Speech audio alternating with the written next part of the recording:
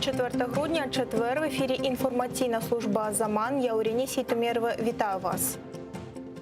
У так званому суді окупованого Армянська заслухали двох свідків у справі проти національного лідера кримсько-татарського народу Мустафи Джемілєва. Це окупаційні прикордонники. Вони визнали, що 3 травня 2014 року люди, які прийшли зустрічати Мустафу Джемілєва, мали можливість прорвати оточення і разом з ним потрапити до Криму. Але не робили таких спроб. Один із допитаних свідків, Альберт Горбунов, спостерігав за тим, що відбувається з відстані близько 50 метрів і бачив Джемілєва. Той залишався на адмінмежі кілька годин і спілкувався з людьми. Ніяких дій, спрямованих на перетин пункту пропуску, не робив. А потім поїхав в сторону Херсонської області. Другий свідок, Роман Івін, вів відеозйомку тих подій. Він також підтвердив, що Джемілєв не намагався потрапити до Криму. Люди, які його зустрічали, вели себе не агресивно і не робили спроб прорвати оточення силовиків. Также он сказал, отвечая на вопрос защиты, была ли объективная возможность у этих людей вместе с Мустафой Джемилевым прорвать заслон силовым методом и пройти в сторону Армянского. Он сказал, что да, такая возможность была, но никаких действий подобных не осуществлялось. И агрессия ни в отношении него, ни в отношении других сотрудников со стороны людей, которые там находились, не осуществлял. Мустафа Джемилев находился все это время примерно в одном месте, он общался с людьми. Никаких попыток пройти за территорию КПП в сторону города Армянск он не предпринимал. 13 квітня цього року окупанти звинуватили Мустафу Джемілєва у так званому незаконному перетині держкордону Росії. Йдеться про спробу національного лідера кримських татар 3 травня 2014 року потрапити до Криму з Херсонської області. Тоді зустрічати його приїхали тисячі кримських татар, але окупанти його не пропустили. Мустафа Джемілєв має намір довести абсурдність звинувачень окупантів в Європейському суді з прав людини. Протидія російської агресії, запуск міжнародного майданчика по деокупації Криму і боротьба з пандемією коронавіруса. Міністр закордонних справ України Дмитро Кулеба назвав ключові пріоритети для свого відомства в наступному році. Він також заявив, що задоволений реакцією Росії на стратегію України по деокупації Криму, назвавши її нервовою. Реакцією Російської Федерації на Кримську платформу я задоволений. Ця реакція дуже нервова. Вони намагаються усіляко дискредитувати цю ідею. Вони нервують, докладатимуть всіх зусиль для того, щоб дискредитувати цю ініціативу. Ми з вами маємо розуміти, що наступного року Кримська платформа буде одним з епіцентрів гібридної війни Росії проти України.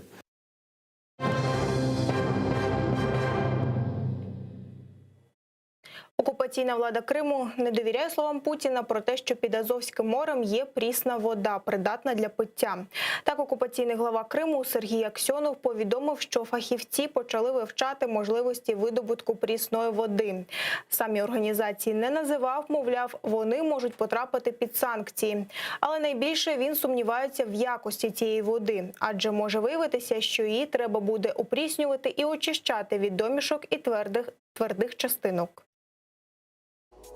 Просто надо определиться, какого он качества, чтобы его отдельно не пришлось опреснять в данном случае, потому что возможно, что будет достаточно большое количество примесей, твердых частиц и так далее, но чтобы не пришлось отдельно строить опреснительную установку еще и для этой воды.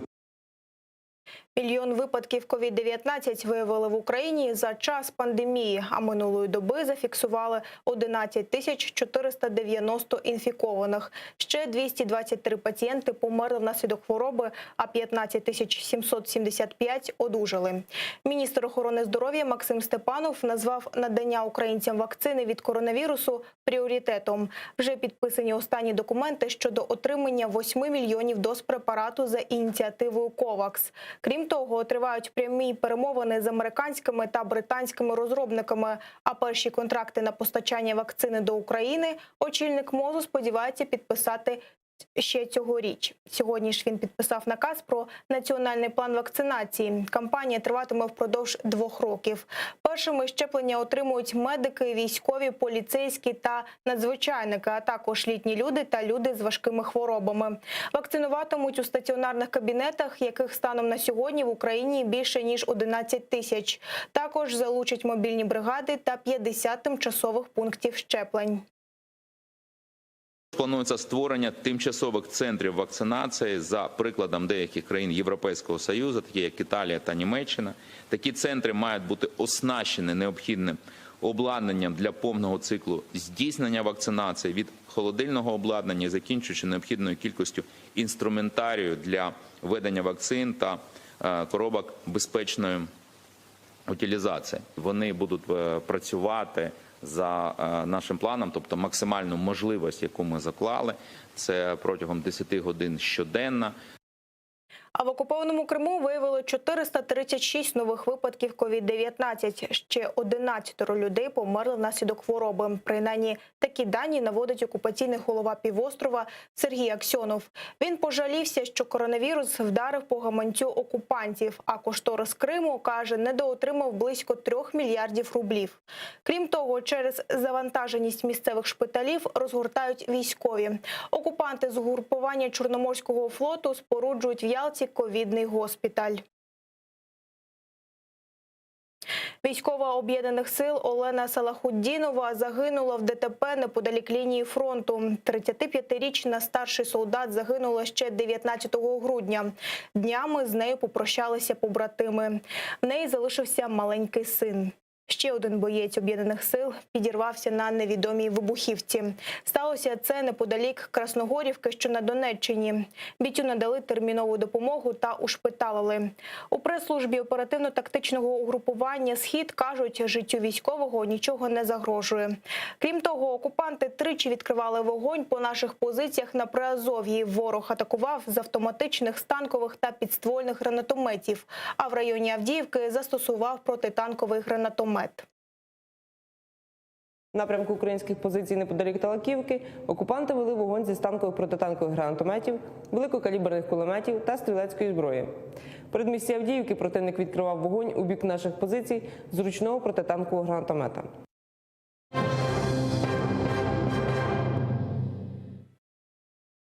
Гала-концерт об'єднає кримських татар з усього світу. Телеканал АТР підготував святкову виставу, яку ми презентуємо у новорічну ніч.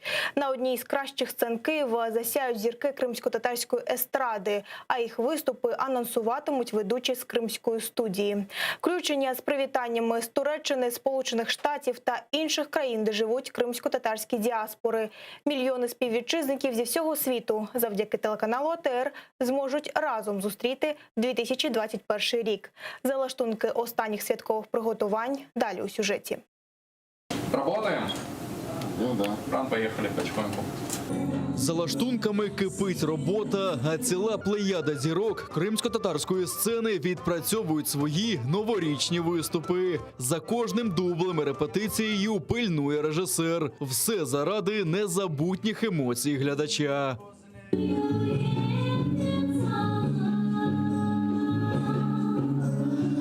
Аліє Хаджибадінова, Фемі Мустафаєв, Ельзара Баталова, Ділявер Османов, Шевкет Зморка та багато інших відомих виконавців на одній сцені. На відпрацювання виступів йдуть години і десятки дублів.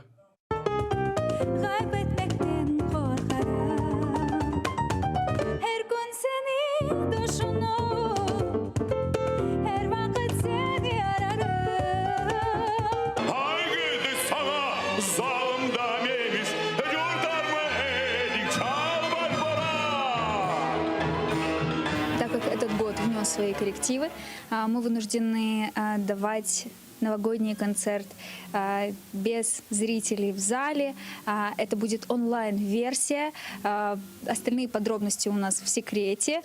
Но обещаю, что программа будет точно насыщенной, интересной и незабываемой. Мы также надеемся, что эту новогоднюю ночь вы встретите вместе с телеканалом АТР. Оксана Аметова, Арсен Османов, Сейтабла Міметов, Ріана Таркова, МГЛ та ансамбль «Гунєш» приєдналися до концерту з Криму.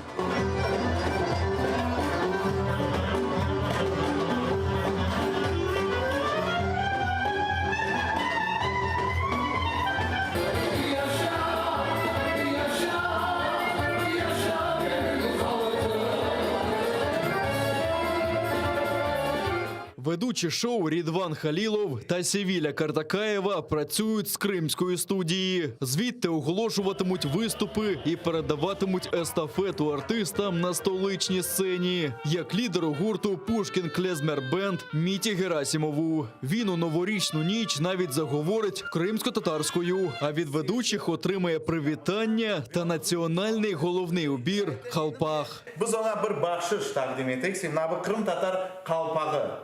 Mitya Beyga bizdan baxshish. Mitya Bey, bu siz uchun.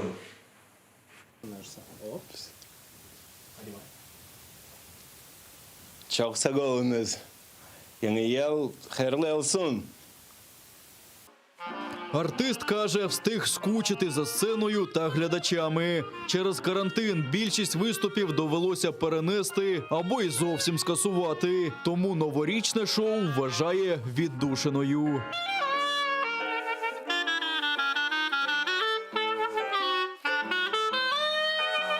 Впечатления очень острые, уже практически забылись вот это ощущение кларнета в руках, мундштука во рту. С какой стороны в него играть уже даже забыли. Поэтому ощущения очень свежие. Наконец мы можем сыграть солие. Мы жутко соскучились и по этой музыке, и по этим музыкантам. И за вами уже очень соскучились, дорогие зрители. Команда АТР підготувала ще чимало сюрпризів та гарантує приємний вечір в компанії улюблених артистів. І все заради того, щоб об'єднати усіх кримських татар за одним святковим столом. Тому не пропустіть 31 грудня повну версію онлайн-концерту на нашому каналі. Яңа ел хайырлы болсын. Миллетіміздің келешегі parlaq болсын.